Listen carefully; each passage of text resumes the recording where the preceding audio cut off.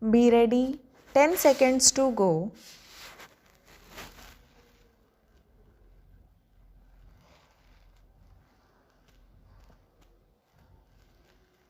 Start. After coming back, I talked to a large number of other nuclear scientists and other scientists, and I am convinced that we have done is in the best interest of our country.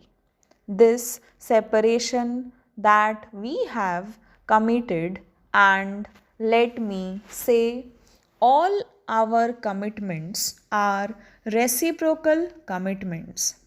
We will not do anything unless the United States side honors its commitment.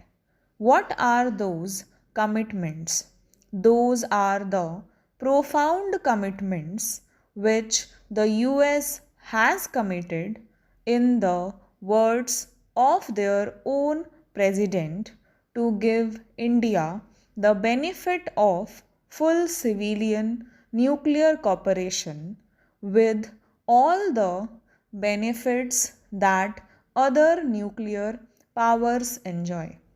Therefore, if that statement is translated into concrete realities, I think that will mean a new era for the growth of civilian nuclear energy sector in our country.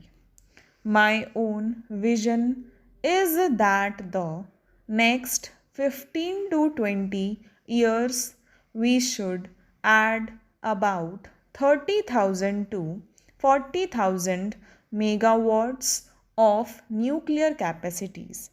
I have a vision that will open up new vistas of opportunity in the field of high technology. Today, we have only a few high tech firms like Bharat Heavy Electricals, Larsen and Tubro. If we have a large nuclear power program and auxiliarization around that, it will grow a very large number of high tech firms which would enable us to leapfrog in the race for social and economic development. Separation is feasible. There should be no doubt about it that our atomic energy establishment agrees with that law. Furthermore, I would also like to say that this separation is not imposed. This separation will be decided voluntarily, solely on the basis of our own judgment. Nobody can from outside say, well, this is civilian, this is nuclear.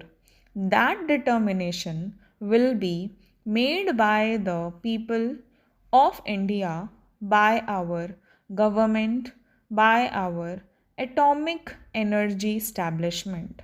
Also, it will be a phased identification. I know these things cannot be done in one go. If we are to separate the civilian and the military components of our program, it will take time. And that is why we have said that this would be a purely voluntary decision. Secondly, it will be a phased program.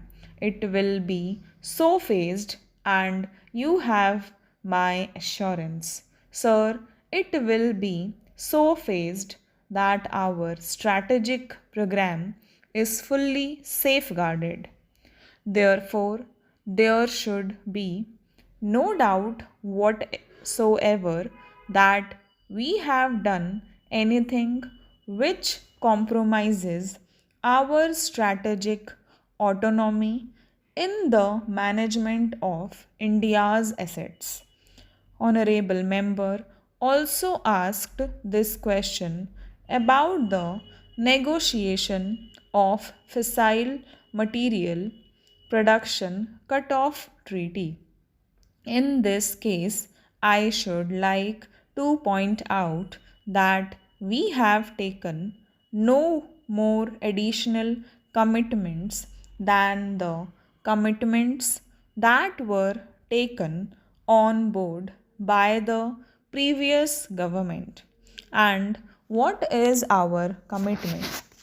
We have said that we would work with the USA in the negotiations of a multilateral agreement. This is not a bilateral deal between India and the United States. This is a deal which will be negotiated in the Conference on Disarmament in Geneva. Several years have passed when these matters have been discussed. There is no agreement in sight. It will take quite some time, and in any case, if the stage comes to take a decision, we will never be a party to any discriminatory treatment. Therefore, if what other nuclear weapon powers say their rights, we would insist on the same rights. So, by merely agreeing to work with the United States in negotiating a multilateral treaty, we have not surrendered in any way the effectiveness of our strategic asset program. I should also like to assure this House that the three cycles, the fuel cycles that we have been working out are 1. Pressurized heavy water reactors, 2.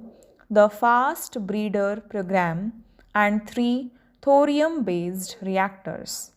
We will not allow our research program to suffer in any way in the process of separation of the civilian and the nuclear program.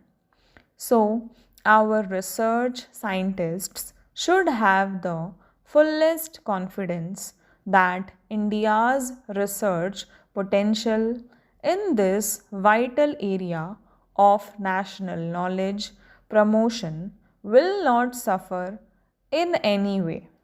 That is the commitment that I give on behalf of the Government of India. Honorable member asked that we have not been given the status of a nuclear weapon state. Another member also asked that question. It is true because in the international parlance, the nuclear weapon states are the ones which are identified in the NPT treaty. We are not a party to that treaty. Let us face it. That treaty cannot be negotiated over time. What we have done with the United States is that we have virtually got all the benefits that go with being a nuclear weapon state without having the de jure status of a nuclear weapon state. I think that is something which is of comfort to us. So, the fact that we are not recognized de jure as a nuclear weapon state, this was not on my agenda also because I knew that much that international treaties cannot be rewritten overnight. But we have now the commitment of the United States. Stop.